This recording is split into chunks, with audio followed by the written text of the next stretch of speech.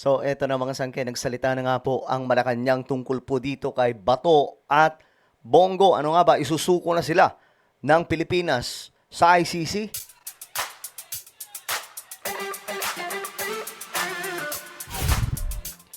So, bago natin alamin ito mga sangkay, no, sa mga hindi pa po dyan nakakapag-subscribe, i-check nyo po sa baba ng video na to. Makikita nyo po dyan yung subscribe, pindutin nyo lamang po yung subscribe button. Tapos pindutin nyo po yung bell at pindutin nyo po yung all. Sa mga nanonood naman po sa Facebook, i-follow nyo po yung ating Facebook page. Okay, ito. Tingnan po natin mga sangkay kasi may balita po tayo. Ayan. Nagsalita na po ang Malacanang regarding po dyan kay Bato at kay Senator Bongo. So, alamin po natin. Ma'am, sorry, back on the ICC issue lang po. The common criticism from the opposition camp is that sinusuko daw po lagi ng Administrasyong Marcos yung mga Pilipino sa foreign courts instead of hearing their cases here in the Philippines.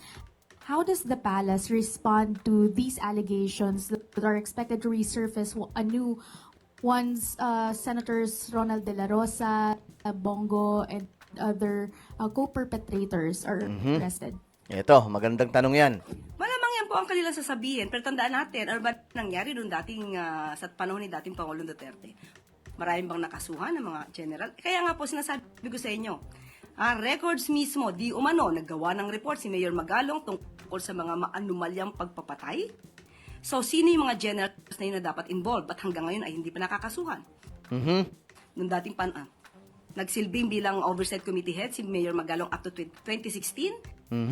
Meron siyang report. So, sino-sino yung mga general na yon? Okay. Actually guys, naalala nyo yun?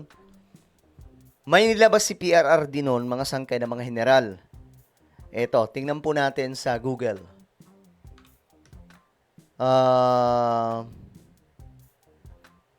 Hanapin natin sa Google mga sangkay kasi naalala ko to. Naglabas si Pangulong Duterte.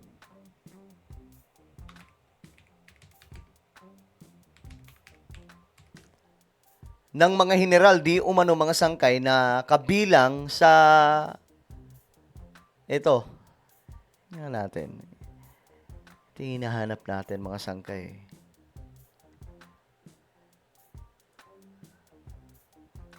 Ayan, ito po yun. Kung naalala nyo mga sangkay, may mga ganito pa, may matrix. May mga general daw po, mga sangkay na sangkot, etc. Pero wala po tayong maalala na may nadampot na isang general. So, anong nangyari? Na dapat ay nakasuhan. Hindi ba dapat noon pa?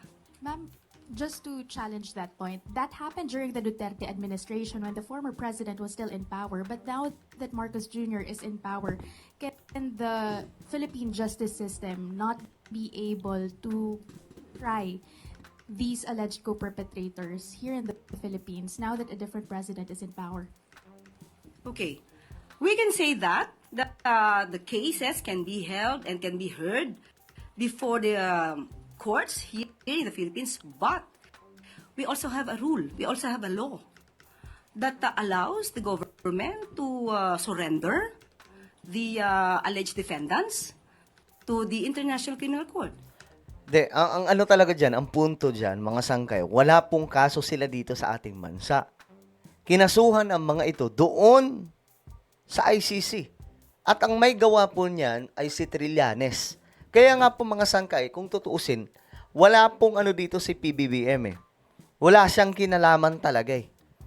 Kasi ang nag-file ng case na ito, si Trillanes mga sangkay. So, pagdating dyan, wala silang kaso sa Pilipinas. So, papaano sila ikukulong sa ating bansa kung wala namang nag-file ng reklamo dito sa Pilipinas, kundi sa ICC, di ba? So it's a choice. Para mas hindi mapolitika. Hindi ba mas maganda kung korte na hindi naiimpluwensyahan at hindi masasabing namumulitika ang siyang didinig para walang masabi manalo man ang dating Pangulong Duterte, walang masasabi. Matalo man ang dating Pangulong Duterte at kanyang mga co-perpetrators, walang masasabi ang Pilipino. Actually, may punto Dahil doon. neutral yun. Hindi po maaaring impluwensyahan. Ma'am, Eh, sinasabi kasi ng iba, binabayaran daw po ang ICC ng Marcos administration. 'Di ba? Parang feeling nila ganun ang kanilang pinapalabas mga sangkay, which is parang labo. Kasi kung mukhang pera ang ICC, dapat sinunod nila si Donald Trump. 'Di ba? Kasi 'yun, tinanggalan po talaga sila ng pondo o ng ano ba tawag doon? Donation ba kung tawag doon, mga sangkay, yung US. Itong ICC. Dahil nga hindi sumusunod kay Trump, 'di ba? Last from my end, ito pong debate on whether or not dapat isuko sila overseas or here stems from the fact na the Philippines withdrew from the ICC, from the Rome Statute during the time of former President Duterte. With this, to settle this confusion nowadays, does the Marcos administration consider to rejoin the ICC? I know that this question has been already raised in previous years, but with the current predicament, is there a form of reconsideration from the president? The president has not talked about that. He has not discussed that matter with all of us. None as of the moment. Palace reaction lang po on ICI naming Senators Bato de la Rosa and Pongo, among others, as co-conspirators on the bloody drug war during the Duterte administration. And pwede po ba itong dumaan sa local courts, ang arrest warrant, if Interpol ang magpapadala? Again, yung una niyo pong tanong Reaction lang po. regarding sa pagsama ng pangalan nila. Yes po. Okay. Kung ito naman ay legal process na nanggagaling po sa ICC, hindi naman po natin ito maaaring pakialaman. Dahil ang kasong yan ay naisampa noon pa, 2017, at hindi pa po Pangulo, si Pangulo Marcos Jr. Yun nga ang punto natin doon. Hindi pa talaga Pangulo si BBM. Nandyan na yung kaso. Wala namang may nag-file dito sa Pilipinas eh. So kung dadaan sa proseso, yan naman po ang nais ng pamahalang ito. Ang ginagawa ng pamahalang ito ay dumadaan lahat sa proseso. May punto yun, mga sangkay. Kasi kung dito sana nag-file si Trillanes, dito yan sa korte natin, diniretso po sa ICC.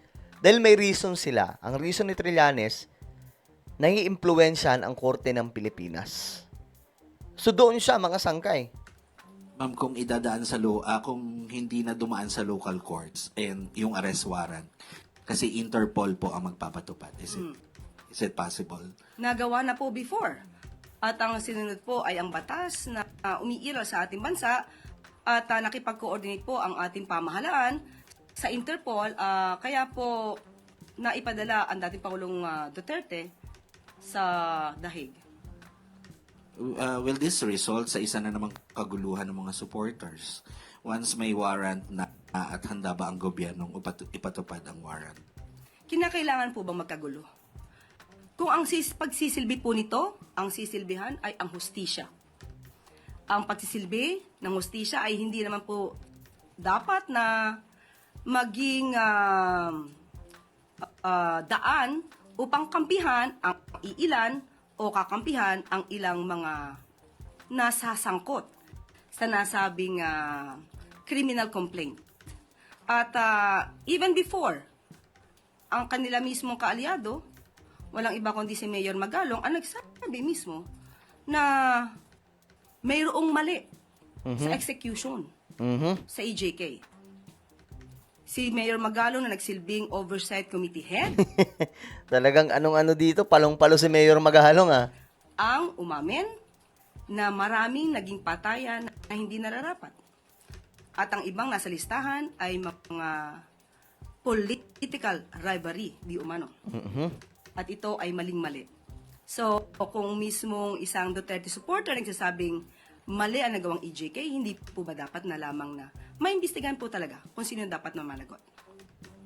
And last na lang po, do you have a message sa mga supporters ng nila Senator Pongo, Senator Bato, para hindi na magkagulo at magkaroon ng kaguluhan? Hindi naman mapipigilan yan kahit anong message pa eh. Ay, hindi, parang ang pangit ng tanong eh, para hindi na umabot sa... Guys, walang mangyayaring magsalita man si Attorney Claire Castro. O hindi, talagang sila, itong mga taong ito, talagang solid supporter ito ng mga yun. Kaya, mag-iingay po talaga yan. Hindi po dapat i-encourage ni naman na magkagulo kung nagsisilbi lamang po ng valid warrant of arrest. Pero, ayun na nga, kahit paanong gawin nilang panggugulo, wala pa rin pong magagawa yan.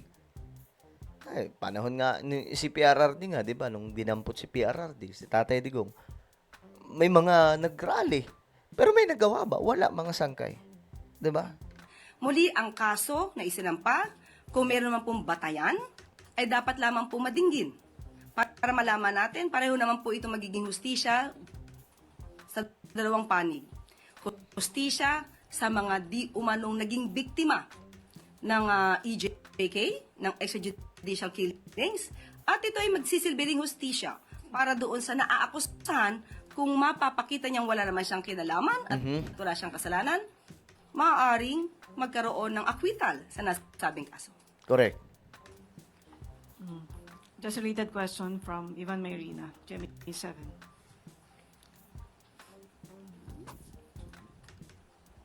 Okay. So, ayun na nga po mga sangkay. Malinaw naman na yung sagot ng Malacanang. Susundin nila ang kung anong nararapat na batas para dito kay Senator Bato at Bongo. Ang tanong dito, ngayon mga sangkay, nasaan na kayo si Bongo? Magtatago na rin ba?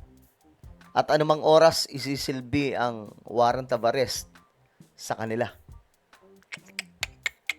Well, ano po ang inyong opinion? Comment down below. Meron po tayong YouTube channel. Ito po ay Sangkay Revelation. Hanapin niyo po ito ngayon sa YouTube. Kapag nakita niyo na, i-click niyo po yung subscribe, i-click ang bell, at i-click niyo po yung all. Ako na po ay magpapaalam. Mag-iingat pong lahat. God bless everyone.